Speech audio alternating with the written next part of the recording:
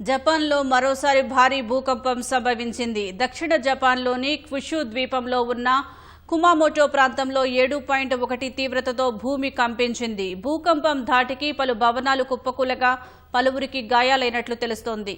సముద్రంలో అలలు ఎగసిపడుతుండటంతో అధికారులు తీర ప్రాంతాలకు సునామీ హెచ్చరికలు జారీ చేశారు.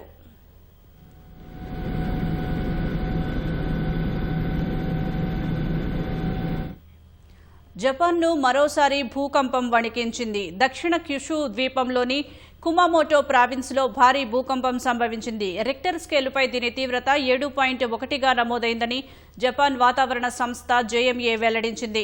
సముద్ర ఉపరితలానికి 10 కిలోమీటర్ల లోతులో భూకంప కేంద్రం ఉన్నట్లు అధికారులు గుర్తించారు. తీవ్రమైన కుదుపుల కారణంగా కుమామోటోలో పలు భవనాలు కుప్పకూలాయి. ఈ ఘటనలో పలువురు గాయపడినట్లు జపాన్ ప్రధాని సనాయే తకైచి వెల్లడించారు.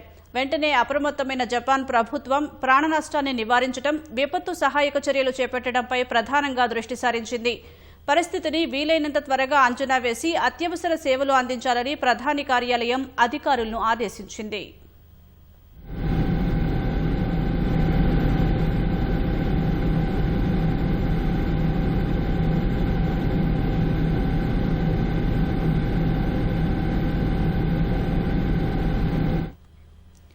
భూకంపం తర్వాత అప్రమత్తమైన అధికారులు సునామీ హెచ్చరికలు జారీ చేశారు. సముద్రంలో సుమారు 1 మీటరు మేర రాకాసి అలలు ఎగసిపడే ప్రమాదం ఉందని హెచ్చరించారు. తీర ప్రాంత ప్రజలు అధికారుల సూచనలు పాటిస్తూ వెంటనే సురక్షితమైన ఎత్తైన ప్రదేశాలకు తరలి వెళ్లాలని అధికార యంత్రాంగం కోరింది. కుమామోటోతో పాటు క్యుషు ద్వీపంలోని నాగసాకి, కగోషిమా, ఫుకుయోకా, సాగా, ఒయిటా, మియాజాకి తదితర ప్రాంతాలకు ప్రభుత్వం ఎమర్జెన్సీ ఎర్త్క్వేక్ వార్నింగ్స్ జారీ చేసింది. అయితే ఈ భారీ భూకంపం వల్ల అణు విద్యుత్ కేంద్రాలకు ఎలాంటి తక్షణ ముప్పు వాటిల్లలేదని, అంతా సురక్షితంగానే ఉందని న్యూక్లియర్ రెగ్యులేషన్ అథారిటీ స్పష్టం చేసింది.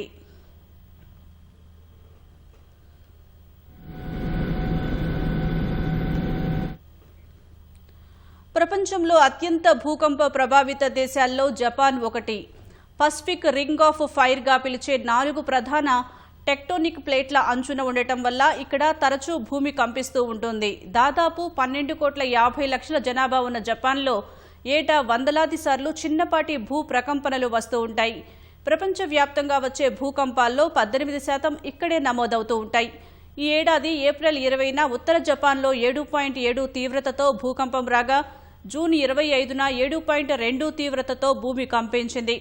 2011లో వచ్చిన 9.0 తీవ్రత గల భారీ భూకంపం, సునామీ కారణంగా ఫుకుషిమా అణుకేంద్రం ధ్వంసమవడంతో పాటు ఏకంగా 18,500 మంది ప్రాణాలు కోల్పోయారు.